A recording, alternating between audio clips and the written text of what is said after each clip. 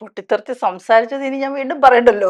5 ലക്ഷത്തിന് മേലെ ആൾക്കാർ ഓൾറെഡി കണ്ടു കഴിഞ്ഞു. ഇനി അത് റിപ്പീറ്റ് ചെയ്യാൻ എനിക്ക് ആഗ്രഹമില്ല.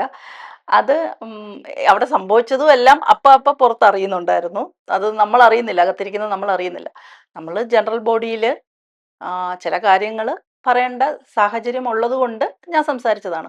പക്ഷെ അത് പൊട്ടിത്തെറിച്ച് അല്ലെങ്കിൽ അതൊരു ഹൈ പിച്ചിലോട്ട് പോയത് അവിടുത്തെ അപ്പോഴത്തെ ഒരു പ്രക്ഷുബ്ധമായ ഒരു അന്തരീക്ഷത്തില് കുറച്ച് ഹൈ പിച്ചിൽ പറഞ്ഞാലേ എല്ലാവരും കേൾക്കോളൂ എന്ന് തോന്നിയോണ്ടാണ് അത് ഹൈ പിച്ചിലോട്ട് പോയത്. അല്ലാതെ വേറൊന്നുമല്ല.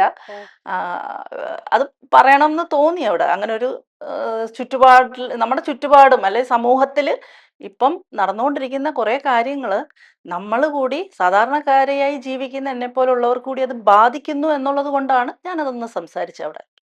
അല്ലാതെ അതൊരു പൊട്ടിത്തെറിക്കാൻ വേണ്ടി സംസാരിച്ചതോ പൊട്ടിത്തെറിയോ ഒന്നുമല്ല. അവിടുത്തെ സിറ്റുവേഷൻ അങ്ങനെ ആയിരുന്നു. കുറച്ച് റൈസ് ചെയ്ത് സംസാരിച്ചാലേ അതെല്ലാവരിലും എത്തുള്ളായിരുന്നു.